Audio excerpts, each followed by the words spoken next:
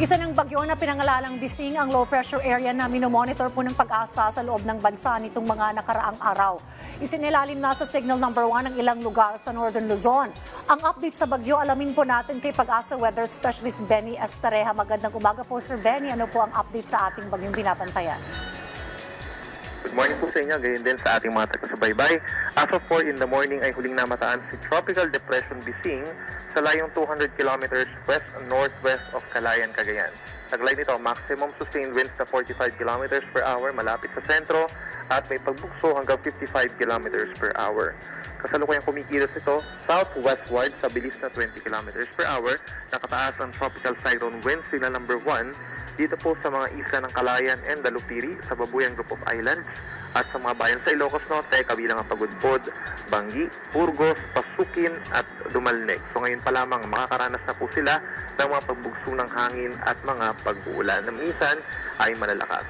Samantala, sa natitirang bahagi pa ng Luzon plus malaking bahagi ng Visayas, asahan din po ang makulimlim na panahon at may mataas na chance ng ulan, dulot naman ng southwest monsoon or hanging habagat na siyang hinihila nitong si Bagyong Bising.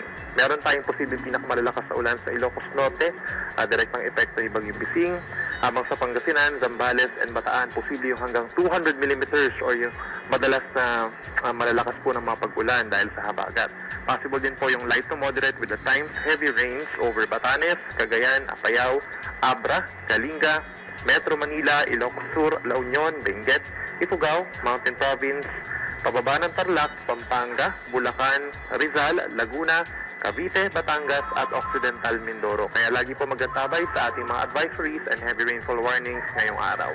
The rest of Luzon and Visayas, kalat-kalat ang ulan. May kasama din po mga pagsilas pagkulog. Ngayon din sa Maestro del Norte, Dinagat Islands. The rest of Mindanao, possible lamang yung mga pulupulong ulan at mga localized thunderstorms. Yan ang latest mula dito sa Weather Forecasting Center ng Pag-asa. Benny Estareja, good morning po. Alright, Sir Benny, isang tanong lamang po, paano po natin i-describe itong bagyong ito? Malakas po ba ang hangin o maraming bitbit na ulan?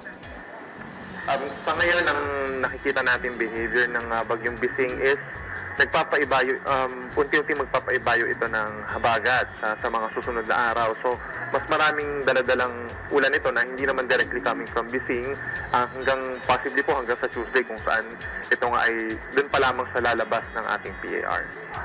Alright, maraming salamat po sa update, Pag-asa Weather Specialist Benny Estareja.